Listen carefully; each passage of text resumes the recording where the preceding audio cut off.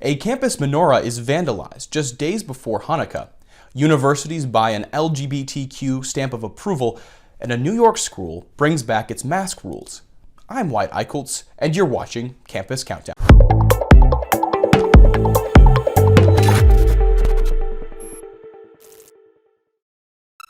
Starting off this week with story number 3. College reintroduces its indoor masking as the rest of the university system sticks with an advisory. The State University of New York at Purchase recently reinstated its indoor masking mandate after changing its COVID community level to orange, which is designated for areas with high levels of severe illness that could lead to an increased strain on the healthcare system. Purchase is the only SUNY school to currently mandate the masks, although Nassau Community College briefly announced and then quickly retracted its own mandate. Students who do not comply with the masking requirements are subject to discipline by the Office of Community Standards.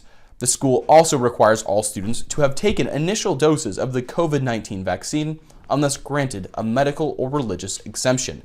Furthermore, official Purchase policy states that the school has the right to limit access to some of areas of the campus, as well as activities or events for students who are not vaccinated. The reinstated requirement comes as the confluence of COVID-19, the flu, and respiratory syncytial virus has prompted officials in New York and elsewhere to reconsider their own masking standards. Let's go now to Campus Reform correspondent Jaden Hurd for story number 2. The magazine Insight into Diversity is self-described as, quote, the oldest and largest diversity magazine and website in higher education today. The publication is well known for its Higher Education Excellence in Diversity Award, or HEED, which, quote, recognizes colleges and universities that demonstrate an outstanding commitment to diversity and inclusion. Now, over 100 colleges and universities were recognized with a 2022 HEED award, including schools like Princeton, University of Alabama, and Swarthmore College. Swarthmore Associate Dean of Inclusive Excellence, Tiffany Thompson, said that the college, quote, recognizes the importance of a diverse campus and continues to interweave diversity, equity, and inclusion practices into all divisions of the school. The evaluation for a HEED award examines data regarding gender identity and LGBTQ affiliations of students and faculty. The evaluation also asks if colleges maintain certain policies, such as a distinction between free speech and hate speech, trans-inclusive health benefits, and committees to address possible ties to past injustices, such as building names and statues. However, as Campus Reform reports, schools pay $4,450 to purchase these surveys and be evaluated for the award. Schools can also purchase reports that show how they compare to their peers. Those reports cost over $1,800. Essentially, the Insight Survey and HEED Award functions as a form of a social pat on the back for universities who pay for a stamp that says that they are trans-inclusive, diverse in their student and faculty body, and anti-university history. Back to Wyatt for story number 1.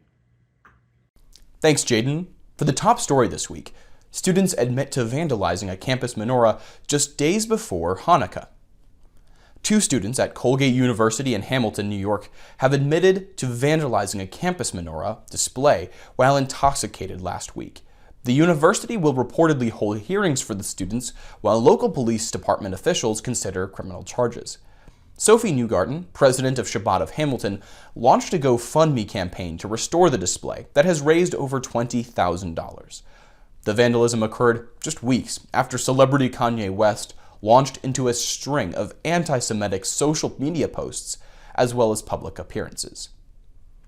That's it for the top 3 stories this week. Now for the time of the woke tweet of the week.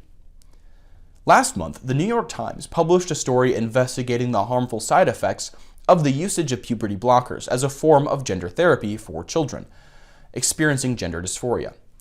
The article notes that studies show the drugs have eased some patients' gender dysphoria, but that some doctors will not prescribe them because of emerging evidence of potential harm of using the blockers. In response to the Times investigation, the Young Democratic Socialists of America at Northern Kentucky University ripped the paper on Twitter. The YDSA account wrote, Will the New York Times release an apology for their hate articles yet? Or are they too busy profiting off of the anti-gay hate crimes they abet with their just asking questions journalism?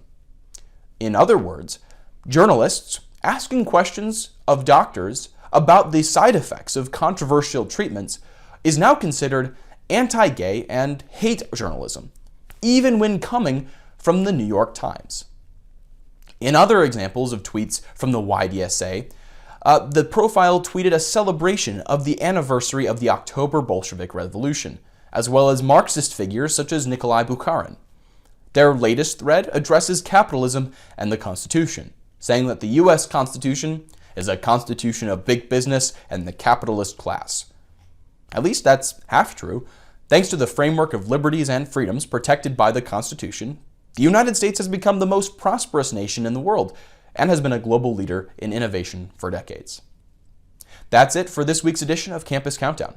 Don't forget to hit the like button and subscribe to the channel. To stay up to date on more leftist bias on campus, make sure to follow us on Facebook, Instagram, and Twitter at Campus Reform. I'm Wyatt Eichholz. Thank you so much for watching, and be sure to check in next week to Campus Countdown.